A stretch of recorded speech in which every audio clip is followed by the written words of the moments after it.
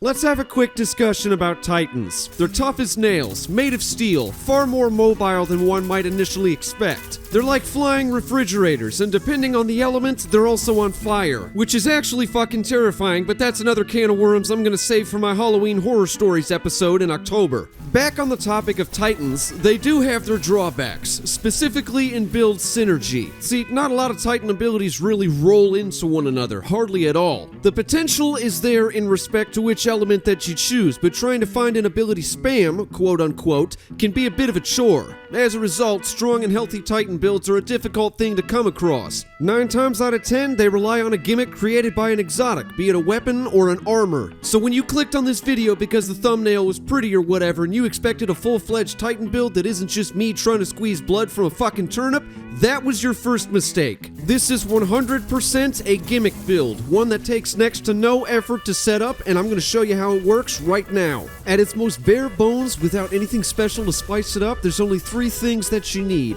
Wormgod Caress, Code of the Devastator, and any sort of weaken debuff. Wormgod is an exceptionally overlooked exotic, mostly because everyone generally assumes that it's meant for Solar Titans only, which is entirely not the case. It can be used with any element, it'll do the trick just the same, but that's neither here nor there. We're talking about Code of the Devastator right now. So melee kills increase melee damage, right? Bring a weaken like Tractor Cannon and now you've got a debuff on top of a stacking buff, which stacks multiplicatively, I might add. On top of that, you might have forgotten about Roaring Flames. That increases solar damage after solar ability kills. So now you've got a debuff on top of 2 stacking buffs. Add 1-2 punch in there and you're as good as gold. This is something we've been doing since the earliest days of Titans. It is the most Titan thing that a Titan can do, save for beating things into submission with their bottom jaw.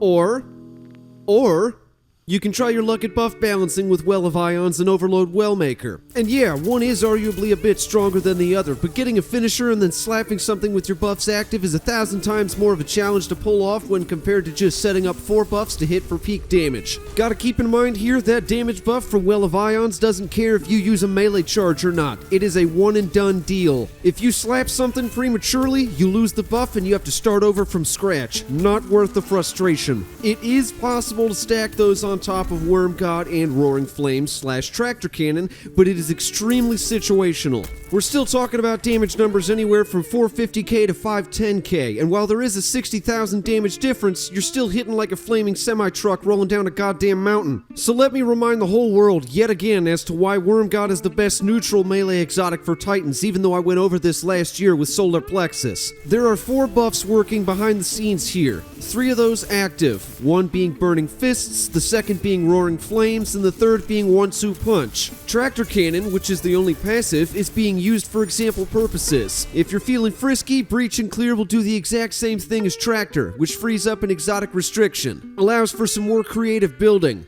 Roaring Flame stacks from solar ability kills. It stacks on itself 3 times. Burning Fists stacks on itself 5 times, and each stack comes from a melee kill, be it dry or charged. You always want to stack Roaring Flames first because it's got the longest cooldown, 20 seconds per stack. Burning Fist stacks at 5 seconds each, making it a bitch and a half to keep up with. Maintain your ads with your melee commands, hit your target of choice with a weaken debuff, trigger 1-2 punch, and then throw that baby hammer something fierce.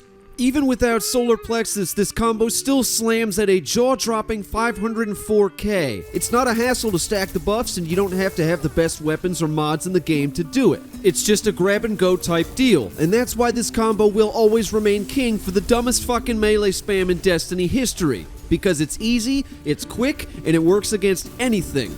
Well, on paper. It works on anything. Like I said, this is a gimmick, so when I say works on anything, what I mean is that the combo damage is always possible, but in certain scenarios it is extremely unlikely, and sometimes it's even improbable. That's what makes this a gimmick, and what makes it exist outside of the meta. But the general rule of thumb here, though, is that the ads fuel the combo, and there will always be crowds upon crowds of ads. That's more or less what I was kind of getting at. Essentially, don't try to baby hammer Atheon into submission, because it's not going to work and you're just gonna look fucking dumb. Now, there are a few things here and there that you could do to make this a bit more user-friendly, since not many players are actually using Tractor Cannon anymore. Decent gun, cool ability, but outclassed by Breach and Clear, which frees up an exotic slot. I've been alternating between a few different things as of late.